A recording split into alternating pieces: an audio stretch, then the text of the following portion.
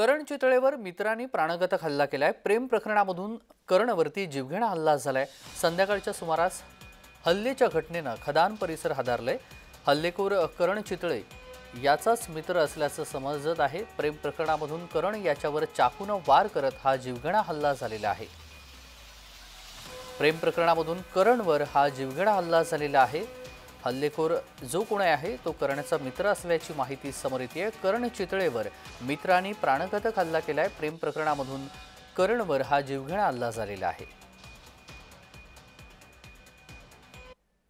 भाऊ मला काहीच माहित नाही। रविवारचा दिवस आहे, पोरं घरी होते म्हणून घरी ठेवलं त्याला। तर ते पोरग गेलं म्हणे आई मी येतो म्हणे, एकूण पगार आणतो मी येतो। तर ते पोरासंग तिकडेच राहिलं। मग मी घरातली साफसफाई करायला डिकली, मा पोरीचं लग्न आहे मोठ्यात। तर ते असा निरोप आला की आई ये म्हणले का नाही मारू राहिली हे लोक, म्हणून मी येऊ राहिली। तर मग पोराची तिकून आल्याबरोबर पाहतो ते लाशच दिसली।